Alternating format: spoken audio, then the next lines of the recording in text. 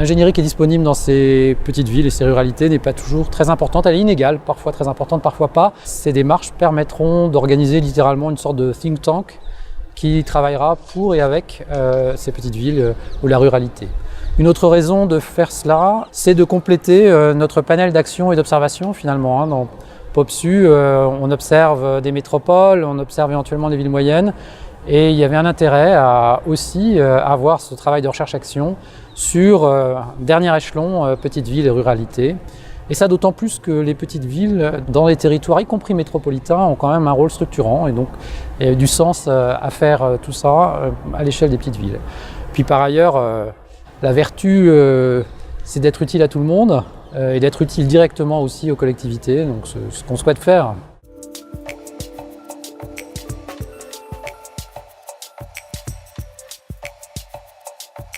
Sur quels enjeux serait-il intéressant que les chercheurs travaillent dans ces petites villes et dans ces ruralités?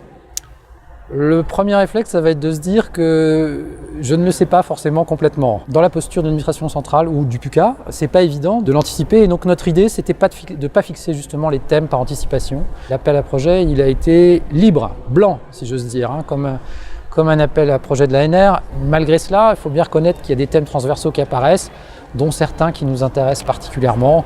Et typiquement, il y a des choses sur la revitalisation des centres anciens, y compris dans les petites villes, ça ne concerne pas que les villes moyennes, qui peuvent nous intéresser.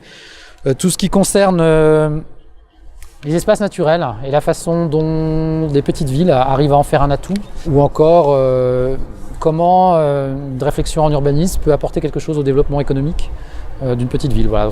C'est des thèmes qui nous intéressent et qu'on voit apparaître, mais en revanche, nous n'avions pas souhaité, par principe, je dirais, fixer a priori des thèmes.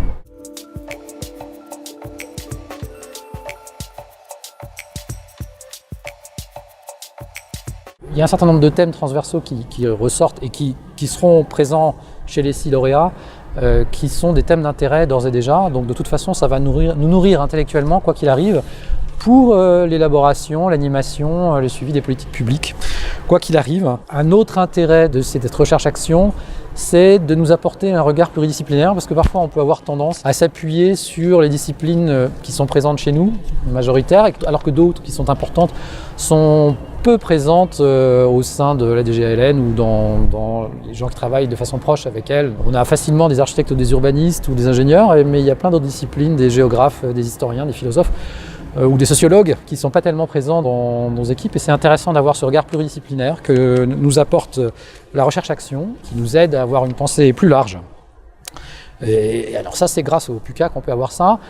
Une autre chose qui est intéressante, évidemment, c'est cette espèce de potentiel un peu remise en cause par l'extérieur, parce que dans le fond, quand on réfléchit entre nous, on est gentil avec nous-mêmes. Il peut y avoir un peu plus de remise en cause de ce qu'on fait par la recherche-action, les chercheurs, le travail commun entre les chercheurs, les élus, les praticiens, et ça, c'est vertueux. Enfin, on a besoin de ça, de ce regard, de cette réflexion extérieure. C'est plus qu'un regard, c'est une réflexion approfondie extérieure pour éventuellement nous aider à bouger et à remettre en cause certaines de nos certitudes.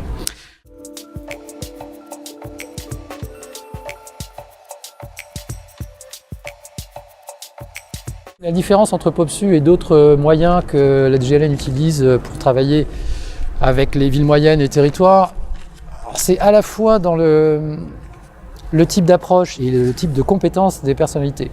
On a effectivement un système qui s'appelle l'atelier des territoires qui pourrait apparaître conceptuellement relativement proche, mais en réalité il s'appuie sur des praticiens, des concepteurs qui viennent aider une réflexion prospective dans un cadre très professionnel avec les élus et dans un cadre assez intégrateur et large. Alors là, on est plus sur des points assez spécifiques où on va chercher des compétences vraiment pointues de chercheurs. On est dans une logique qui cible plus des objets d'une taille plus petite, d'une certaine façon intellectuellement, et puis qui s'appuie sur des compétences scientifiques. C'est pas l'objet de l'atelier territoire, c'est pas de la science qu'on fait, c'est de la conception en urbanisme, en architecture. Voilà. La deuxième différence qu'on peut trouver entre POPSU territoire et encore une fois l'atelier des territoires, puisque c'est deux objets qui sont pas si éloignés que ça, c'est la façon dont on va en tirer des produits, des restitutions vers les collectivités elles-mêmes, vers les habitants, Là, tout un tas de moyens originaux ont été proposés par les équipes candidates et les équipes lauréates. Des objets artistiques, des vidéos. Alors, ça va beaucoup plus loin que l'exercice qu'on fait dans Atelier Territoire, où vraiment la production est plus concentrée sur des éléments d'une réflexion prospective, des cartes, des rapports, des éléments de réflexion, mais on ne va pas aussi loin dans la façon de transmettre le savoir, mais c'est pas le même genre de savoir qu'on transmet. En fait, on produit une réflexion sur un projet commun dans un cas, et dans l'autre, on approfondit vraiment de la connaissance. Et donc, voilà, il y a des formes de transmission de cette connaissance qui sont élaborées, inventées dans le cadre de PopSu, qui sont plus diverses et peut-être plus originales, sans doute.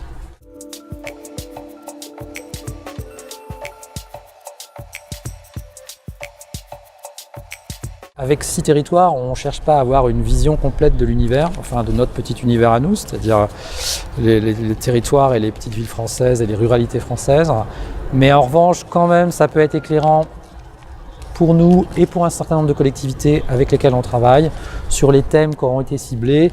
Et ça peut faire bouger, en fait, éventuellement, certaines des politiques gouvernementales, en fait, d'avoir un apport de la recherche qui soit potentiellement traductible, on va dire, dans des politiques gouvernementales. Voilà.